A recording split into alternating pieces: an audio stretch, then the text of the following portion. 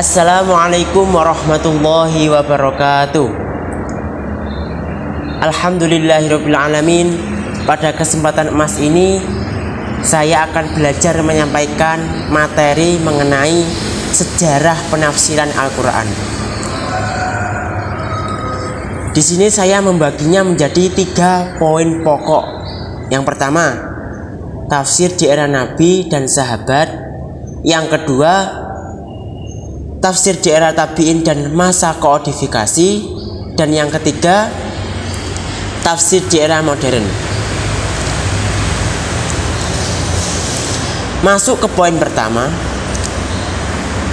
kita sebagai umat Nabi Muhammad SAW tentu sudah mengetahui bahwa Nabi Muhammad adalah Nabi yang menerima wahyu berupa Al-Quran.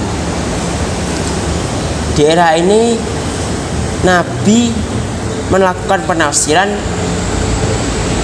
terhadap sesuatu ayat yang muskil atau masih yang dibingungkan oleh para sahabat. Yang menjadi tanda berkembangnya di era ini adalah belum ada, karena tafsir dimulai sejak zaman Nabi Muhammad, jadi masih merintis Nabi itu. Lalu dilanjutkan oleh kalangan sahabat. Jadi setelah Nabi Muhammad wafat, usaha untuk menafsirkan ayat Al-Quran dikembangkan oleh para sahabat, yakni tokoh-tokohnya Khulafaur Rasyidin dan masih banyak sahabat lainnya. Di era ini perkembangannya ditandai dengan usaha para sahabat untuk melakukan ijtihad yang rujukannya tidak lain adalah Al-Quran Karim, kemudian hadis Nabi dan ijtihad tadi.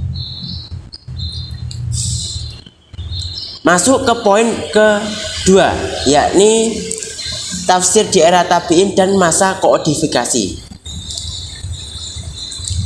Perlu diketahui oleh saudara-saudara sekalian bahwa di era tabi'in ini agama Islam sudah menyebar luas di berbagai wilayah, sehingga masalah yang ditimbulkan oleh para umat itu juga semakin luas.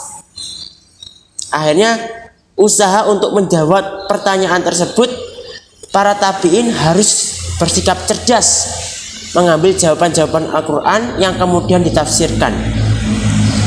Di masa ini perkembangannya ditandai dengan berdirinya madrasah tafsir yang kemudian melahirkan banyak mufasir-mufasir yang berhasil.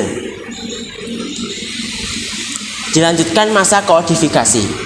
Di masa koodifikasi ini tafsir Quran mulai dibukukan untuk mencegah kehilangan. Dan yang menjadi tanda berkembangnya tafsir di masa kodifikasi itu munculnya berbagai macam corak tafsir.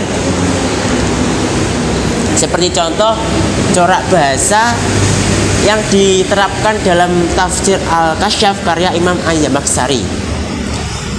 Masuk ke poin ketiga, yakni tafsir di era modern.